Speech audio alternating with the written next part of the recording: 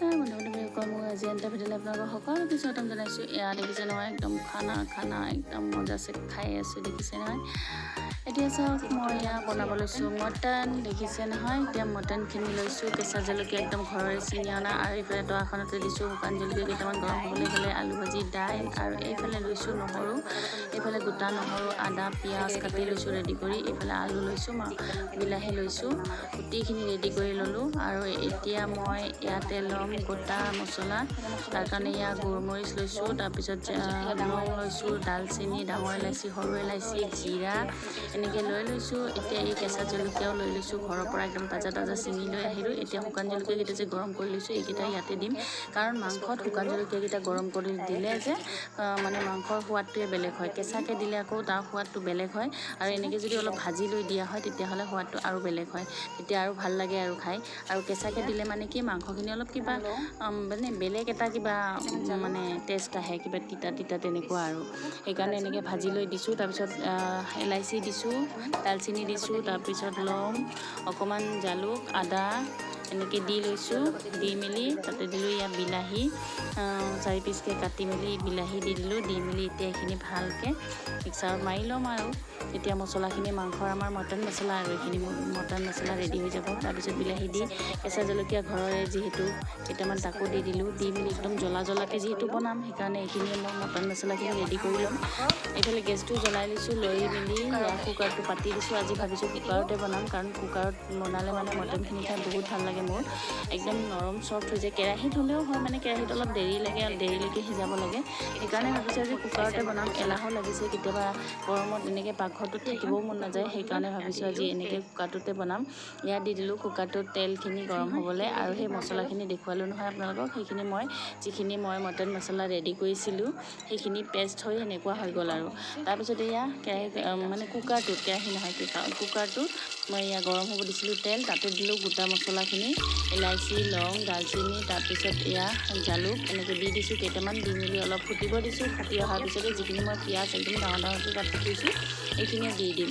আজি আৰু মানে একদম চিম্পুলকৈ বনাইছোঁ, একদম এলাহ লাগিছে, বনাব মন নাই, তথাপিও খাব মন আছে জিভাখনেদি, কিন্তু মুখখনেদি খাবলৈ মন আছে, বনাবলৈ মন নাই, কিন্তু কোনেনো বনাই খুৱাব, সেইকাৰণে এনেকৈ বনাই আছোঁ। আৰু পিঁয়াজখিনি অলপমান ভাজ খাই অহাৰ পিছতে মটন আৰু গোটা যে নহৰুখিনি থৈছিলোঁ সেইখিনি দি দিলোঁ। দি মেলি এতিয়া এইখিনি অলপ কুকাৰতে ভালকৈ ভাজি ল'ম। এয়া থাকিলে নহয় ছাইডত এপিচ আঠপিচ মানে লাগি থাকিলে, তাৰপিছত আৰু এয়া গুচাই মেলি নমাই মেলি অলপ লৰাই লৈ তাতে দিলোঁ সোৱাদ অনুযায়ী নিমখ, আৰু সোৱাদ অনুযায়ী হালধি দি দিছোঁ।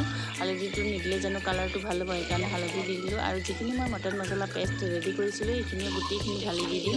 দি মেলি এইখিনিতে ভালকৈ লৰাই ল'ম। এই মছলাখিনি দিলে যে গ্ৰেভিটো বহুত ভাল লাগে খাই, বহুত টেষ্টি হয়।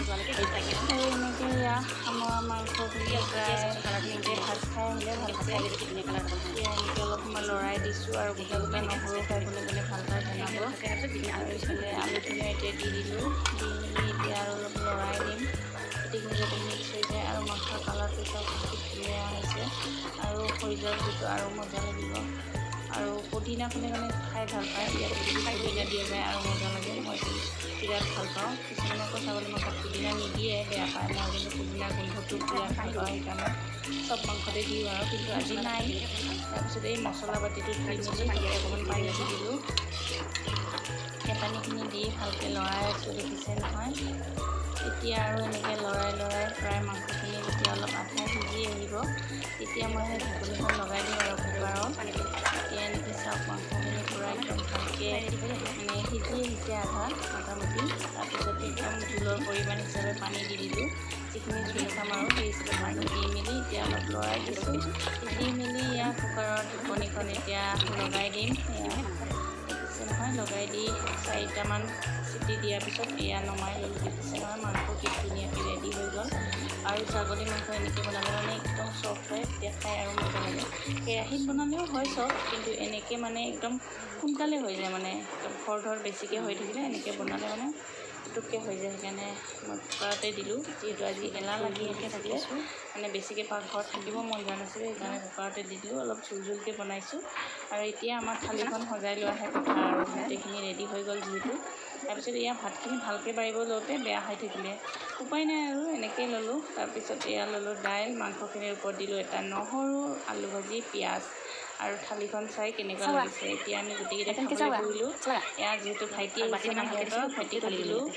কিন্তু তাই কৈ আছে এনেই বুজাই আছে আৰু মোক নিমখ মানে বেছি হৈছে বুলি। তাকে কৈ আছে নিমখ যদি বেছিয়ে হৈছে তুমি এনেকৈ দগৰি খাই আছা কিয়?